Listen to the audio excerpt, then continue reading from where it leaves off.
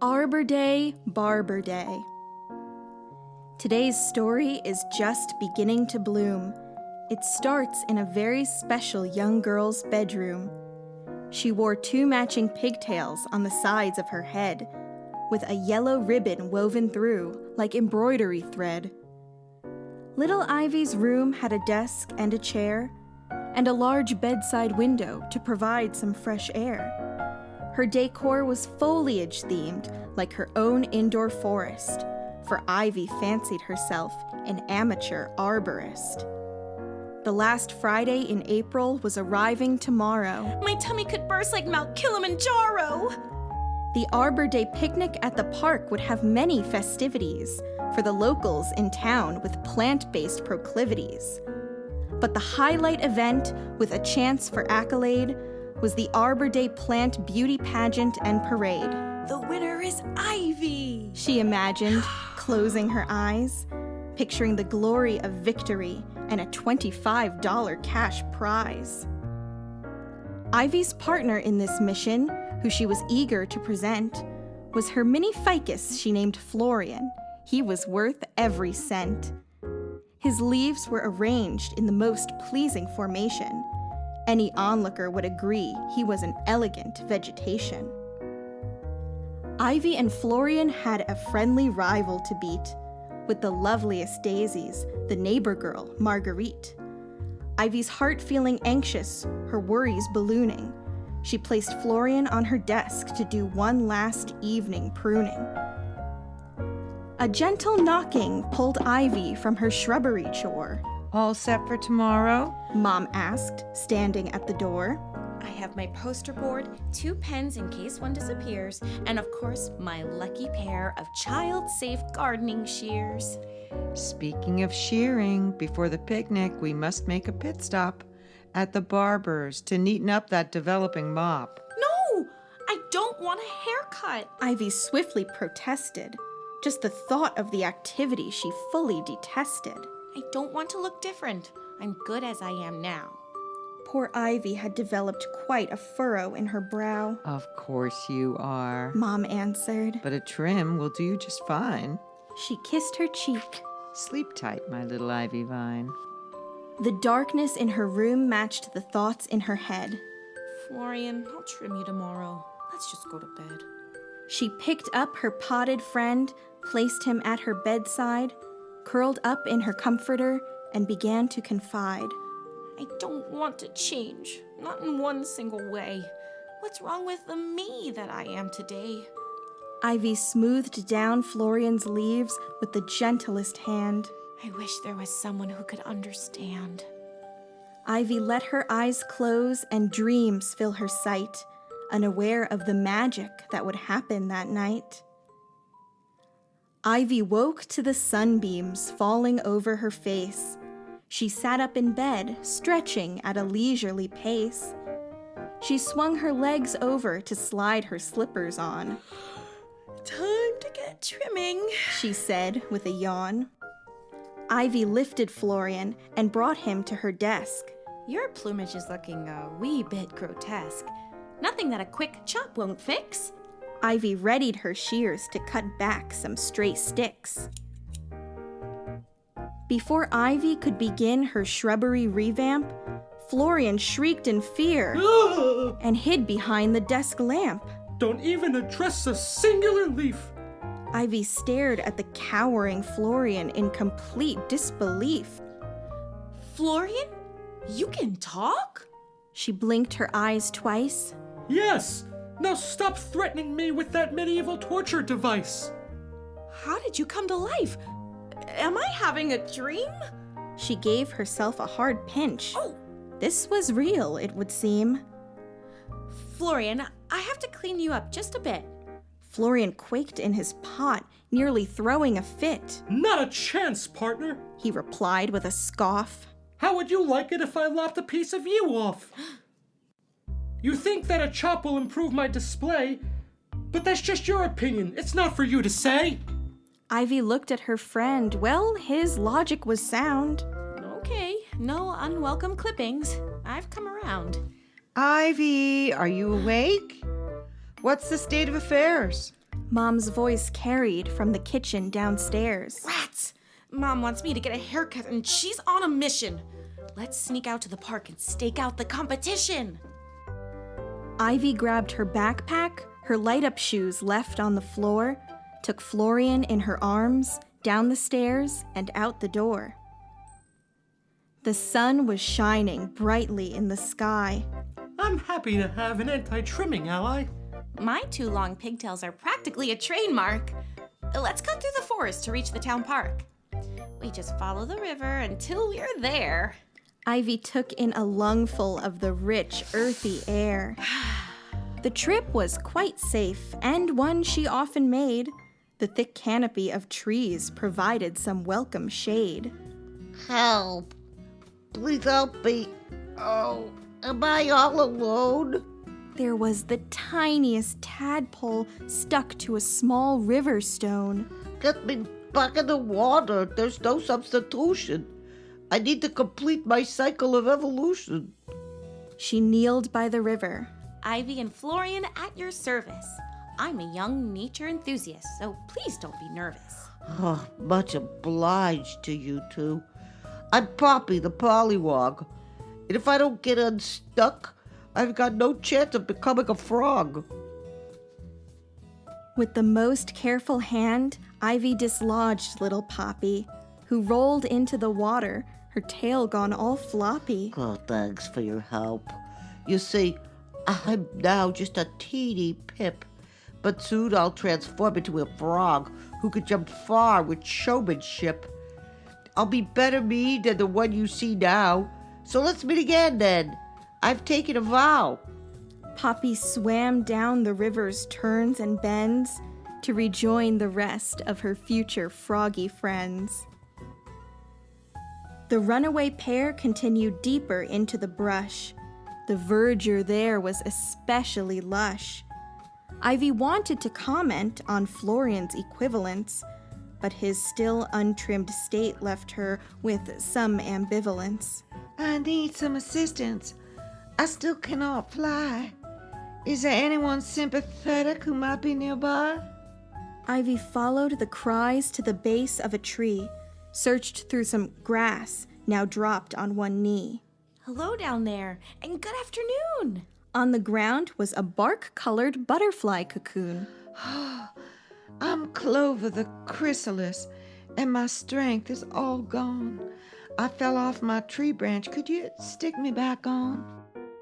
Ivy lifted little Clover without another remark and deposited her safely on the textured tree bark. Thank you kindly.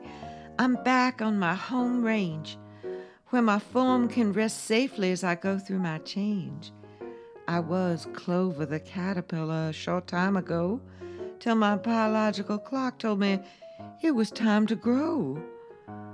I don't know exactly the look I will have when I'm done, but imagining all the options is half of the fun. Where's your home? Clover asked. So that we can meet. I live on the corner of East Orchard Street. I'll visit your window to show you just how I've grown. I'll be the most dazzling butterfly that you've ever known. With that, Clover settled into a nap, and the pair was park-bound again in a snap. But their progress hardly increased by a notable degree when they found themselves taken by the cutest little fruit tree. What an adorable sapling! Ivy couldn't help but holler. But I wonder why it hasn't grown any taller. The tree turned toward them.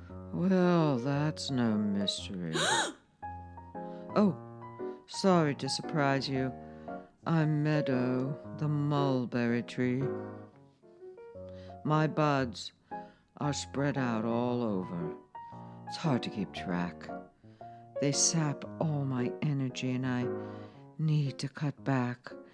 Could you snip away some of my wayward projection to help me grow in a more vertical direction? Ivy looked uneasy for a horticulture savant.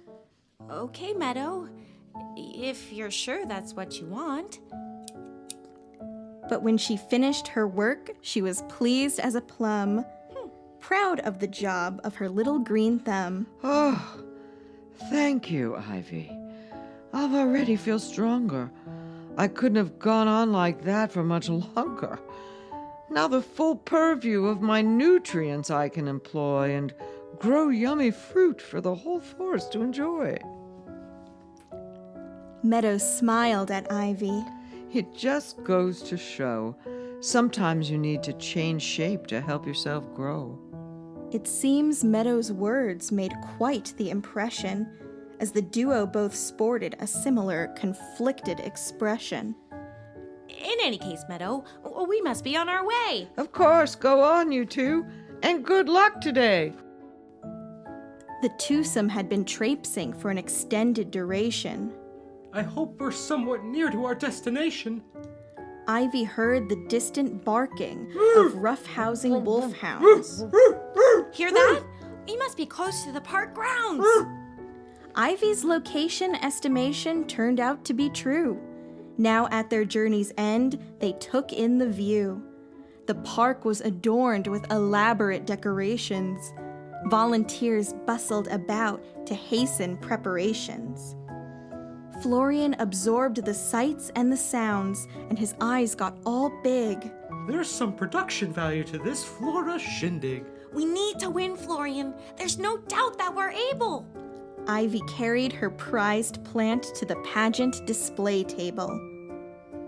Dew the daisy plant was perched there, the portrait of femininity, which signaled that Marguerite must be in the vicinity. "Hello, Florian and Ivy." Dew gave a genuine smile. The pair felt small in the face of Dew's well-ordered style. Dew's petals were polished, and her leaves were hydrated. Ivy and Florian's confidence was fully deflated. Florian turned to his keeper. I need to talk to you, please. Let's go somewhere private, behind those oak trees. I need to be trimmed if I'm going to win against Dew. It's the truth, Ivy. You know it, and I know it too. Meadow and Poppy and Clover will help me see. Even if I get some leaves trimmed, at my root I'm still me.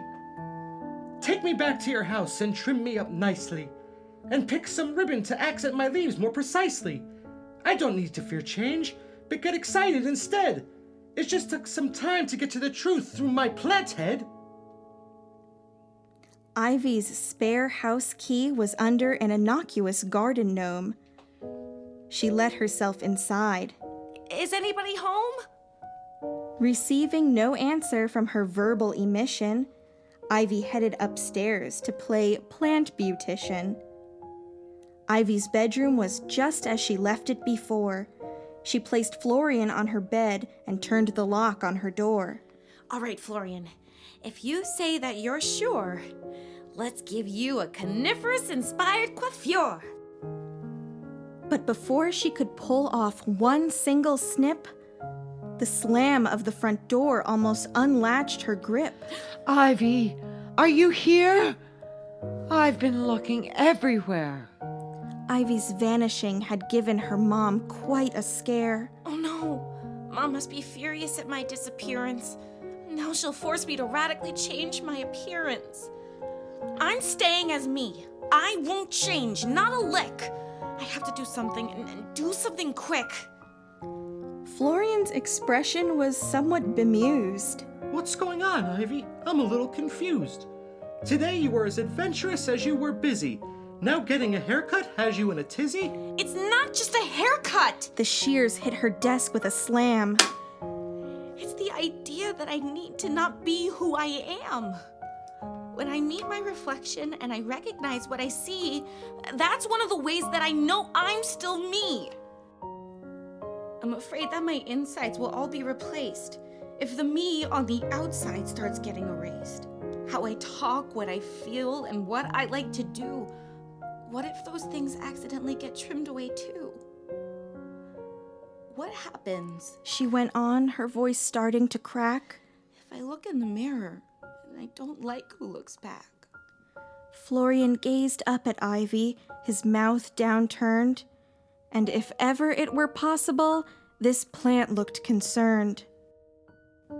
Doing something different can provide a fresh start.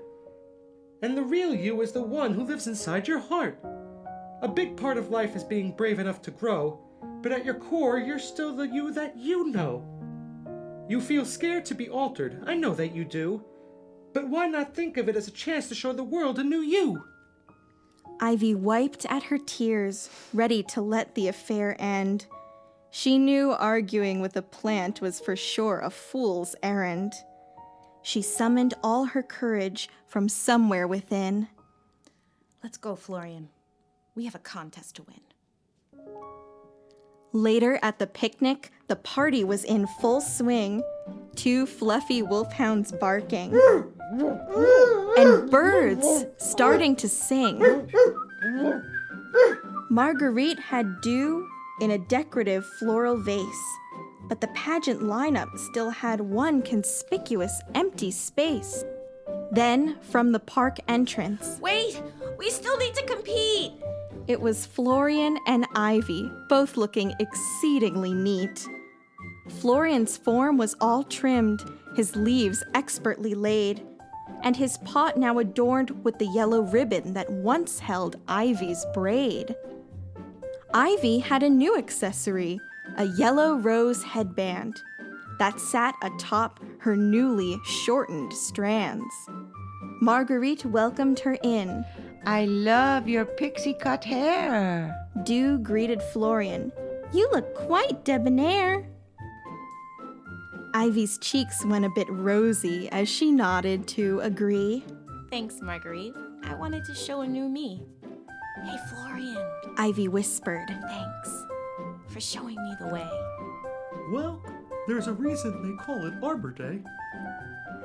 The Arbor Day picnic, pageant, and parade was a giant success, though Ivy did spill some coleslaw on her gardening dress. Ivy spent the rest of the day with a grin plastered to her face, and Florian was rewarded with a very respectable second place. The pair learned there's nothing to fear in trying something new when you have a great friend who can help you through. The barber's clippers can sometimes look scary, but they're just there to make you a little less hairy. If your hair's long or it's short, green, purple, or blue, you can make it look different while still being you. If you get a trim, you'll still be in the same grade. Your favorite food will stay cheesecake with mint lemonade. You'll still have all your treasures you collected at the shore. And if you did so pre-haircut, you'll continue to snore. We all change in our life, so embrace it. Besides, the you that shines brightest is the you that's inside. The end.